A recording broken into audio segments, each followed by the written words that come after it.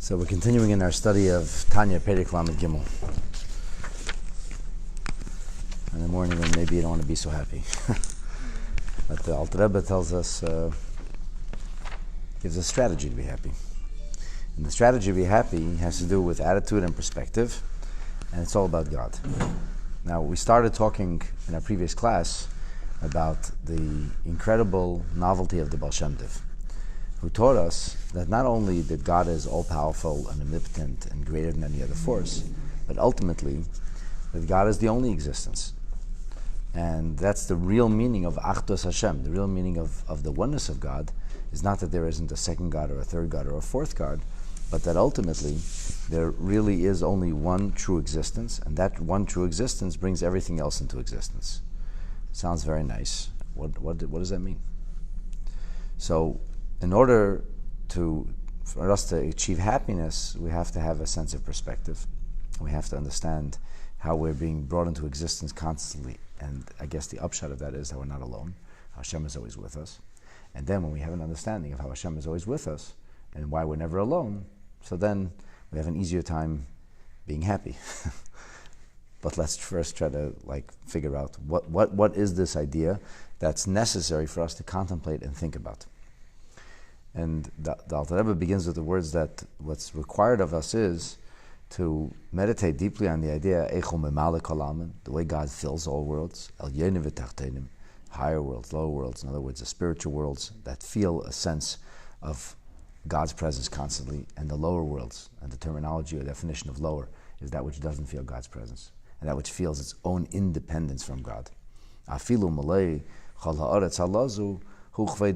Even the world that we inhabit, in which God's presence does not seem to exist altogether, certainly not to the naked eye, so nonetheless, that we have to know that Hashem's presence is always here. And the terminology that's used is kulei kamei kilo chashiv mamish, that nothing really has any particular value altogether. In other words, God is so much greater, and the world is so small, that in comparison to the source of everything, which is God, the world fades in importance. It's eclipsed by the greater energy, by the greater existence of the Creator. So there's an example that's brought in the Kisvei Arizal to try to understand the idea of Kuli Kamei Kalachashiv. And in Kisvei Arizal, the example is of a tipas hayam, a tipas hamayim, a drop of water in comparison with the ocean. Now, the ocean is comprised of drops of water, millions, billions, trillions of drops of water. The truth is that one drop of water has no value. You take a drop out of the ocean, you didn't change the ocean in any way, shape, or form. If you take 10 drops out of the ocean, you didn't change the ocean. If you add a drop or add 10 drops, you didn't make a difference. If you add 100 drops of water to the ocean, you made no difference. So you cannot say that has value or that measures up. Nonetheless, it cannot be nothing. There has to be something. The ocean, in theory, could be quantified as so many and so many trillion drops of water. I mean, the drop, it's a form of measurement. The ocean is made up of drops, but just because the ocean is made up of drops does not mean that a drop actually is meaningful or impressive insofar as the oceans are concerned. So, on one hand, our world exists. Of course our world exists. We know it exists. That's our experience. But in comparison to God, God is so much greater, so much vaster, that it's like a drop in an ocean. And because it's like a drop in an ocean, so therefore it has no real value per se. Now, this mashal is very incomplete for a number of reasons, not the smallest of which is that the drop is still a metzius. The drop still exists. You may not, practically speaking, consider it to be important, but in theory it still exists. If somebody owns, has endless wealth, has billions of dollars, a penny will not make a difference to them. A penny more, a penny less, a dollar more, a dollar, it's not going to change their life in any way, shape, or form. They're not even going to notice if they lost a dollar or lost a penny. But nonetheless, all of their wealth is still quantified by a certain amount of pennies. The pennies make up dollars, the dollars make up hundreds, the hundreds make up thousands, the thousands make up millions. At the end of the day, it still boils down to pennies. But just because it boils down to pennies doesn't mean that the person is going to be fazed or moved by the loss or gain of a penny. So this is an incomplete mashal. And as we'll see, the Alter Rebbe gives us a different mashal, a mashal which is more comprehensive. But nonetheless, that's an important step in the direction of understanding the concept of Kuli Kamei Chalach Hashiv. The opening point is that something can have importance to us. It seems to be important to us. And before something that's so much greater, its importance fades entirely. And it doesn't measure up altogether. It doesn't seem to be important. V'hu levadehu. We say that God is alone. B'elyenim v'tachtenim. Mamesh k'moi shahoy levadei k'edim sheishes me'breishis. That creation brought no change about in divinity. So the person who is worth billions, made a penny or lost a penny, they have not changed in any way, shape, or form. He or she is so wealthy that a penny made or a penny lost just doesn't make a difference. So it doesn't mean there isn't a penny more. There is a penny more. And all the wealth is made up of pennies. But a penny more or a penny less doesn't change anything. So creation doesn't change anything insofar as God is concerned. It's not fair to compare God to a human being, and the experiences we have change us. That's a fact. There are very few things which don't phase us and don't change us at all, but there are things which don't make a difference to us. If you're a billionaire, the pennies don't make a difference. In fact, even if you're not a millionaire, the pennies probably still won't make a difference to you, and you won't look twice.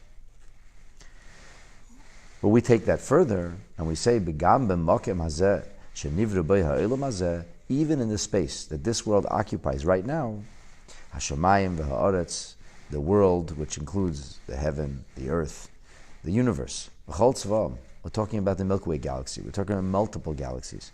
We're talking about worlds upon worlds, all of which are still part of the physical material world, even if we'll never be able to travel there, and even if we'll never be able to actually discover the vast expanse of space and of astrophysics. Nonetheless, it's all part of the physical material world that God created. And that physical material world that God created, before it was created, so before the world was created, divinity, if you will, was found everywhere. Only divinity. There was nothing else. V'gam ata, and the same now, kein hu levadei, is the same is the case, the same is true. Lishum shinui klal. So when you talk about a person, for example, who occupied a certain space, and then that space was emptied, now they're no longer occupying that space, or they share that space with somebody or something else, so then something has changed. But for God, who is the only presence, and now there's a world that's created a chol makampani, an emptiness or a vacancy, as it were, of divinity, that which allows, for appearance's sake, for other things to exist outside of divinity, it seems. So that doesn't change anything insofar as God is concerned. So imagine a person is alone in a room. It's a big room. The person's alone. There's nobody else there.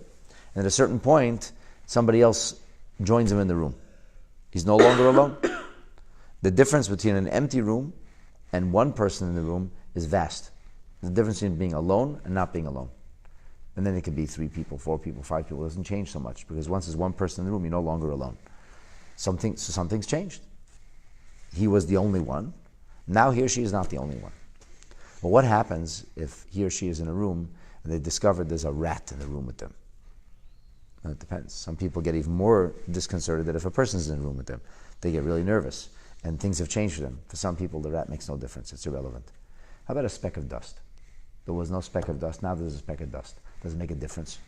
Does a person say, I was alone, but I'm not alone anymore now? Now I have a speck of dust with me. It's getting crowded now. I don't have the freedom I once used to have. The room was empty, and now there's a speck of dust. Everybody understands that the speck of dust won't make a difference. It doesn't change anything. It in no way modifies the reality that was there before. So the truth is that HaKadosh Baruch Hu was memala hamakam hazeh. V'gam atahu kain. Now he continues to occupy the space. And then we say it's hu levadei b'lishum shinu, that HaKadosh Baruch Hu is there and there's no change whatsoever. But having said that, in as much as it's true as there's no change that's made for a person when a speck of dust occupies the room, the truth is there is something else there. He didn't notice it. But by HaKadosh Baruch Hu it goes further. We're saying not only that HaKadosh Baruch Hu is hu levadehu, so before creation and after creation, God was alone before creation, God is alone now after creation. So besides that we could say that what it was created or what exists in no way compromises or takes away from the existence and reality of divinity as God feels, or whatever that means. Before creation or after creation, now the Alter Rebbe says further That's because all of creation is totally nullified before God. So it's not just a question of something, whether that something is big enough to occupy space or not big enough to get in your way. But ultimately, everything is batal b'metzias. Everything's entire existence hinges on and depends only upon God. And because it hinges on and depends only upon God, it doesn't really exist independent of God. And here, the Alter Rebbe begins to develop a mashal, a metaphor which is much less tangible and material than drops of water or specks of dust, but ultimately more reflective of the deeper truth of divinity being the only reality. So we're going to talk about the nefesh ha'adam. We're talking about the human soul, the human psyche. And the truth is that we started talking about this very early in Tanya. Already in the 4th chapter of Tanya, the Alter Rebbe talked about the concept of seichel and midas, that we relate to the world around us in two ways, broadly speaking. We relate independently. There is a world around us. It's not about what it means to us. It's about, is there a world? There's not a world. So if something exists, you say, well, how does that change your life if it exists? It doesn't. It's an idea. Not every idea has to. How do you feel about that idea? I don't have to feel about every idea. It doesn't get in my way. It doesn't change me. It doesn't inform me of anything particular. It's an idea. I'm aware of things. My objective reality does not necessarily have to look at everything in a subjective way and say, so okay, if this is true, what does it mean to me? How does it change the way I behave tomorrow? And that's an objective way of looking at the world, and that's what we call seichel. That's called the cerebral or intelligent way of looking at the world. We can grasp ideas. You have to grasp ideas of something outside of me. I grasp a concept. Then there's midas. Midas is how I relate to things. Whether I like something or don't like something. Whether something makes me uncomfortable, whether something makes me feel good. That's the way I relate to them. Whether something makes me competitive and I see something that's happening, I decide to redouble my own efforts, or whether something atrophies or freezes me, or disables me from functioning, or whether something requires me to ignore it to be able to continue to focus, so I shouldn't be disturbed by it, because really this gets in my way. So that's the concept of midas. And all of seichel and midas are what ultimately are the source of the thoughts we have, of the words we use, and of the actions we take. It all goes back to seichel and midas. But seichel and midas, intelligence and emotions, don't necessarily require language. So, for example, if people speak different languages, it doesn't mean they feel differently about things. The person who loves ice cream in English, or the person who loves ice cream in French or in Russian, don't have a different love for ice cream. If they love ice cream, they love ice cream. If they don't like it. It's not about the name that you call it that makes it of interest to you. People who want to be loved or cared for, or people who don't want to be lonely and neglected, it doesn't matter what language you speak. That's something that's a language that goes very, very deep into this human psyche. In fact, it transcends all languages. Languages don't make a difference. Now, the person who speaks one language or another language may express themselves differently. They may use different forms of verbalization. One may be more poetic, one may be more graphic, one may be more articulate. Some languages are less, they're articulate, they're more guttural. But the feeling, the sentiment, the midah is the same. Or the idea, the seichel that even precedes the midah, the objective reality is the same objective reality. The objective reality doesn't change because of the verbiage or eloquence that comes along with a person explaining or developing an idea. So this is the mucker of everything. The source of everything then, for all of human activity, begins in the mind or in the heart, proverbially speaking. Now, invariably, at some point, when a person has a sentiment or an idea or a feeling that wells up in a deep part of the consciousness, it has to find expression in some kind of language. And Alter Rebbe says that when we talk about bittul, we could talk about bittul oisius hadibur v'hamachshava b'shar shanu mekoden. We could talk about the value or the space occupied by the words, the verbiage, the language that's used to articulate in comparison with the sentiment that precedes all kind of articulation, that comes prior to the notion of the actual language or verbiage being used. So when you compare it to its source, hu mahus hanefesh v'atzmusa, that would be the ultimate essence of the soul itself. She'ein eser b'chineseh, these are the 10 faculties of the soul, chachma, bina, vadas, These are the three intellectual faculties or components. The component of apprehension or creativity, being aware, to have an intellectual awareness of something, where you get it, say, that's what you mean. Or here's how I'm going to deal with the problem. I'm not sure what to do, and then have a chachma moment. Or the development of an idea. And then finally we move on from bina, which is building or developing a concept, and properly understanding it, to das, to application. So what does this mean? Bottom line, where does it take me? What's my decision? I accept or I reject. I move forward or I move backwards. I'm going to stay in one place. Maybe inactivity is my decision. But the bottom line is I have to come to some kind of what we call paradigm shift, where I go away from the theoretical and now I'm dealing with it on a more practical level. Intellectually, but nonetheless practical.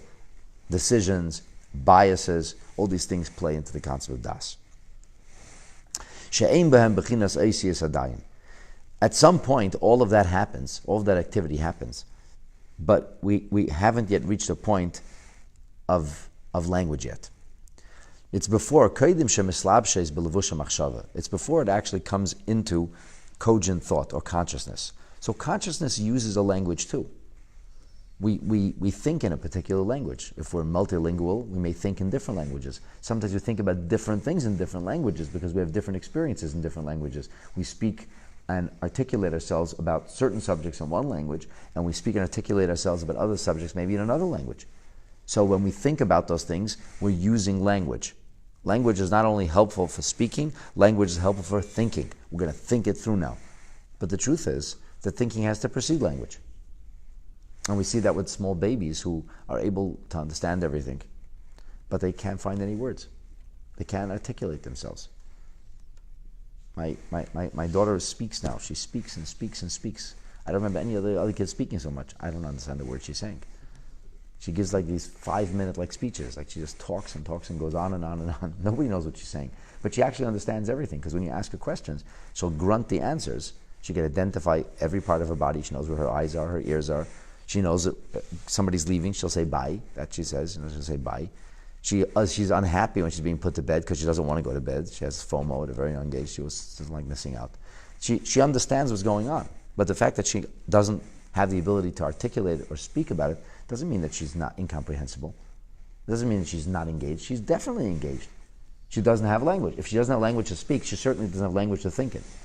So every one of us, at a certain point, somewhere deep down in our psyche, has the ability to think or to apprehend or to contemplate or to make decisions or to feel a certain way about something before we actually reach the point of verbiage or articulation of language. And when we speak about that deep recess, that core essence of the soul, that there is no language yet to speak of.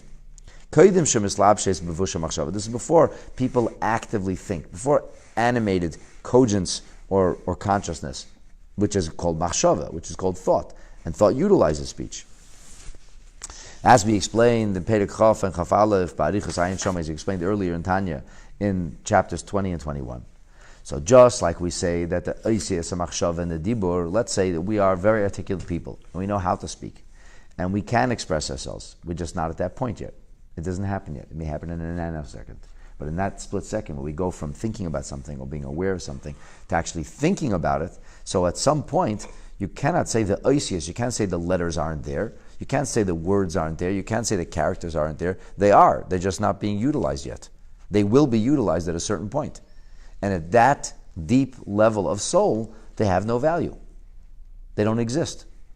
Of course they exist, but they don't practically exist. Not even in my thought that they exist, because I'm not even thinking about it yet. I don't even have the words for it yet. The first time a person realizes they're cold, and there's a window open, and they can actually close the window. And when they close the window, they won't be cold anymore. At some point, all these things have words, to the point that somebody starts thinking about it, and you may even ask somebody, hey, could you close the window? It's cold here. And that's all within the realm of words and articulation and speech. But all of that had an existence prior to the concept of words. The Alter Rebbe gives a very interesting mashal in Kutei Torah. He says you could have a person who mastered a tractate of Talmud, and they know this tractate cold, beginning to end. They know all the ideas that are contained in this tractate. They know all the different sayings and how one cascades into the other, and the order of the Talmud, and why one conversation begot the next. They have the whole thing cold. And then at some point, it's okay, it's time to move on to the next tractate. You studied this tractate, you reviewed this tractate, you taught this tractate, you got to move on.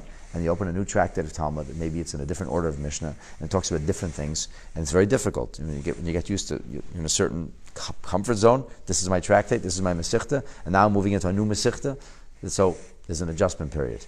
You have to change your mind. So, in the yeshivas every year they learn a different tractate, and they go to different subjects. So they'll go from let's say Moyed, from a tractate that deals with holiday or ritual observance like Masechet Shabbat or Masechet Pesachim, and then they'll learn Masechet Bava Kama, which deals with the notion of interpersonal injury and who is responsible for indemnification. This is a very different kind of thinking, a very different kind of subject.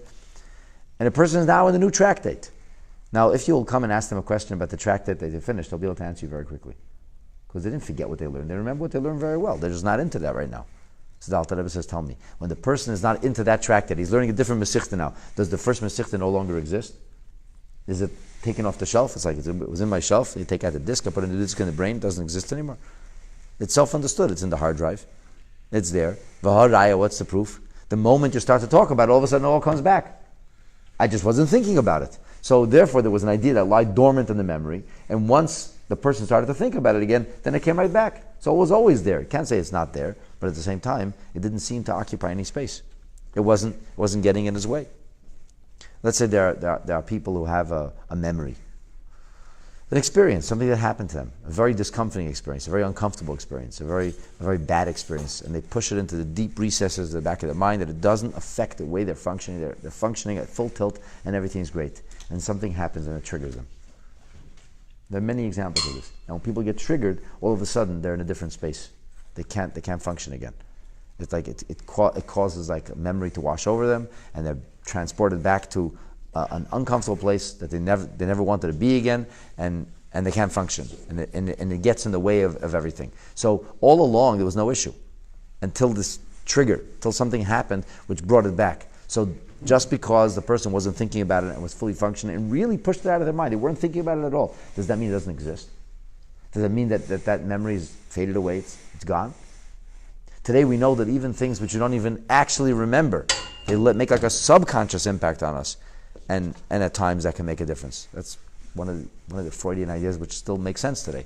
We can go back to subconsciousness and try to fix things that went wrong at a certain point early on in life, which made a mark, that made a dent in us. So we don't know it exists, but it does exist. And just because it doesn't take up, so to speak, space, it's not identifiable, doesn't mean it isn't. Of course it is. It is, but it doesn't exist. So this, Alter Rebbe says, is a muscle, for example, for the concept of the world that exists, but really and truly the world doesn't exist. To us, when we're vividly involved in that moment, so we feel that very strongly. But at a deeper level, we don't see its existence at all. As is explained elsewhere, and the Alter Rebbe says, in a physical metaphor for all of this. So physical metaphor is ideal because physical or material metaphors are easiest to understand. You can actually point your finger at something. It's not a theory, it's tangible, it's actual. But how could you have a theoretical, when you're dealing with the physical, how could you come up with an actual example for something which is totally aphysical, which has no physicality attached to it? And the answer is the most unphysical part of the physical world. What's that? It's physical, it's material, but it's very unphysical. And that's photons. The photonic reality is part of the material world. It can actually be seen by the eye, but it takes up no space. And it travels at an entirely different level. There's no velocity to photons. That's why ultimately when we move to a point where something is very vast or very distant, we start talking about light years. We start talking about a different level of travel. And the nature of photons is such that we could discuss bittul ziv va'od hashemesh b'shemesh u'mekayder. We could discuss the rays of sunlight as they exist within the sun itself. Hu guf kader hashemesh, actual disk or globe of the sun. Shabarakir, that's in the distant, very distant atmosphere, beyond the atmosphere, in the distant heavens. Shegam sham meiru mispashet vada ziv va'od. There has to be sunlight in the sun too. If there was no sunlight in the sun, how could there be sunlight thousands of miles away on Earth? The rays of the sun have to travel from somewhere. The light, if the light is traveling, it can't disappear and then show up. It's not being transmigrated from one place to the next. The sunlight actually travels, and it takes a certain amount of time for when it travels. If the sun would disappear now, our Earth would not go dark, because it takes time for the rays of the sun to travel from Earth till they reach us. And when we see the sun, we're not seeing it in real time. We're seeing it in whatever amount of time you see. Even in a broadcast, there's like a few seconds of delay. Even though it's live and instantaneous, it actually isn't. There is a delay with everything. So when we talk about bittul ziva oida hashemesh u'mekoirei, that's the makar, the sources, the guf kader hashemesh. Gam sham meiru mispashet vade ziva veirei. In the disk of the sun itself, there is also light. And not only is there also sunlight, but where do you think the sunlight is stronger? Here on Earth or in the sun itself? For sure in the sun itself, naturally. That's where the rays are most strong, because the greater the diffusion, the weaker they get. The further away, the wider the diffusion, the weaker the sunlight gets. If you end up on Mars, you'll freeze to death. You won't be able to live there. Why? The sunlight doesn't get there. You go to the very outer edges, the furthest parts of planet Earth from the sun, you also freeze to death in the North and South Pole, because they're so far away from the sun, because the globe slopes. So the further you go, the equator is the hottest, it's the closest to the sun. You can barely live under that heat. And then the extreme reaches of planet Earth, which when the Earth goes in, so it's further away from the sun, you can barely sustain yourself. And then everywhere else in between, people are living in various ways of comfort and discomfort, depending on whether it's winter or summer, or how far the sun is from the axis of the Earth, and so on and so forth. The point is, we're exactly as far and exactly as close as this planet could suffer, as this planet can be able to sustain life. So there is sunlight in the sun itself, ubiyeser seis, and more so, with greater profundity, with greater strength, than when it expresses itself within the atmosphere as we know it. Okay, but in the disk of the sun itself, it's totally nullified before its source. It's as if it doesn't exist. So if you have a great big bonfire, and a kid comes over and he adds a little stick, I don't know, it has fire on the end, to the bonfire, did the bonfire change? Did the fire get any bigger or stronger? Not really. If you throw a large log in and the log catches fire, you'll see if there's a change in the fire. But a small little fire, it's not going to be noticeable, in as much as every little bit of energy adds to the fire. You just may not notice it. But we talk about the sun, with this intense ball of energy, which is almost unfathomable for us. If you talk about the sunlight that's there, of course there's sunlight there. It goes without saying. But in the sun itself, nobody sees sunlight. If you don't see the candle for the light of the sun, imagine, do you see the light of the sun in the sun itself? The answer is certainly not. Even though the sunlight there is far more strong than it is further away. The thing is, Shamhu Batal b'Metzias. Over there, it's totally nullified. Uchi'ilu eine b'Metzias klal. It's as if it doesn't exist altogether. And therefore, because that's the case, we can understand that there can be a physical material reality that exists only because of the absence of its source. The only reason that the sunlight exists here in our Earth, in our planet, is because it's far enough from the sun so that the sun does not eclipse it. If we'd be in the sun, we wouldn't be. The only way for us to exist is to feel separated from the sun, in as much as we crave and need the sun's warmth. Now imagine, if you could, that the distance that we feel from the sun was only from our perspective. As far as the sun is concerned, the sun is as here as much as it's there. But from our perspective, it seems that way. Of course, that makes no sense. It can't be from our perspective. What's the truth? Either we're in the sun or not in the sun. If we're in the sun, we don't exist. We're simply vaporized. If we're far away from the sun, we can exist and enjoy the sunlight. In theory, though, the sunlight can exist as it's felt here on planet Earth, or the sunlight can exist as it's subsumed into the sun itself. There's no difference to the sunlight. The sunlight doesn't feel different. The sunlight doesn't change because the rays of the sun travel further away from the sun. When we talk about God, and this of course is where the metaphor goes sour, we're talking about a reality that seems distant from God, but never really is. So it's only the apparent distance. Our existence is like the sun rays, only in truth, we never really leave the sun. Hashem makes it as if we leave the sun. He makes us feel independent. But really and truly, the sunlight is always entirely dependent on the sun. And the sunlight is never separated from the sun. And the sunlight, at all times, is an expression of the sun.